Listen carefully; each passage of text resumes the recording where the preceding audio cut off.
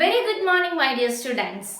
Have a look on these pictures and try to identify these buildings. Can you identify this building? Yes, it is Qutub Minar. And what about this one? Yes, this is Gangai Kandacholapuram temple. Can you identify this? What a question, right? Yes, it is Taj Mahal, the symbol of love. Excellent. You all identified the monuments. We have learned in the last 2, 3, 4 chapters about different dynasties. And in those chapters, we also learned about some buildings and construction by different rulers. If you have ever visited these different monuments, you will know how stunning these are. There are many important national monuments built by ancient rulers that are actually forts, palaces, gardens, etc. Let's have a look on the structure of some important monuments built by different rulers in India in this chapter. So students, today we are starting our new lesson, Rulers and Buildings. Between the 8th and the 18th century, the kings and their officials built two kinds of structures.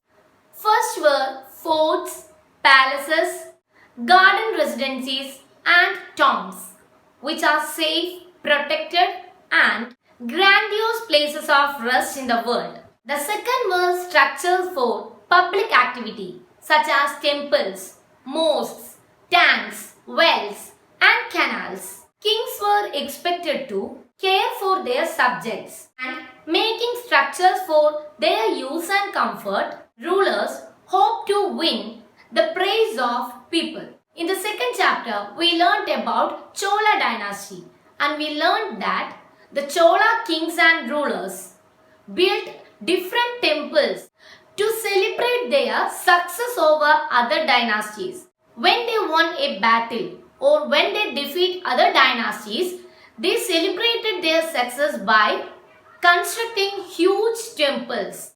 And in the period of sultans and Mughals, they make different forts to protect their dynasty from other dynasties. And these forts and palaces which were made by these kings and rulers are now the most important and beautiful monuments of India. Let's study the structure of different important monuments of India in this chapter.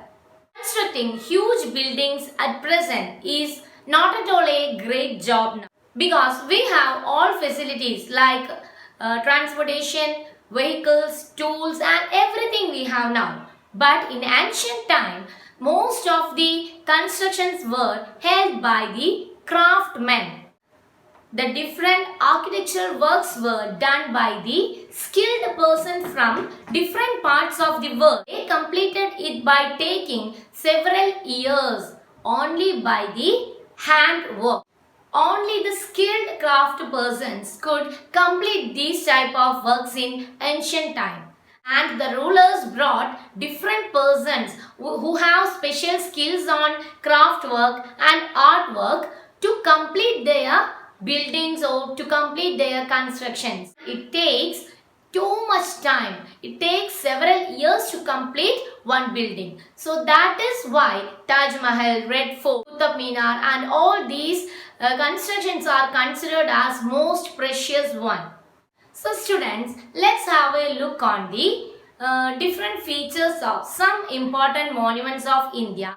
Brihadeshwara temple is also called Rajarajeshwaram and it is known as the Big Temple. It is a Hindu temple dedicated to Shiva located in south bank of Kaveri river in Tanjavur. It is one of the largest South Indian temples and an exemplary example of a fully realized Tamil architecture. It is built in the year 1010 CE by Rajaraja Chola, who was the great leader of Chola dynasty in Tanjavur. The Mysore Palace is a historical palace and the royal residence at Mysore in the Indian state of Karnataka. It is the official residence of the Wadiyar dynasty and the seat of the kingdom of Mysore. The palace is in the center of Mysore and faces the Chamundi Hills eastward. Mysore Palace is one of the largest palaces of its kind in India and one of the most splendid. It built in Indo-Saracenic style with domes, turrets, arches, etc. Qutub Minar is one of the highest minarets in India with a height of 73 meters. This 12th century minaret is considered as the earliest Islamic structure in India with both Arabic and Brahmi inscriptions. Qutbuddin Aibak of slave dynasty laid the foundation of Qutub Minar in AD 1199. Taj Mahal, often described as one of the wonders of the world, the stunning 17th century white marble Taj Mahal was built by Mughal Emperor Shah Jahan as a mausoleum for his beloved wife Mumtaz Mahal. It is on the southern bank of the river Yamuna in the Indian city of Agra. The Red Fort is a historic fort in the city of Delhi in India that served as the main residence of the Mughal emperors. Delhi's famous Red Fort is known by that name because of the red stone with which it is built, and it is one of the most magnificent palaces in the world. Okay, dear students, so today I just introduced the lesson to you. We are going to study the different structures and the architecture in each monuments detailed in the coming classes. Catch you in the class with a new topic. Thank you.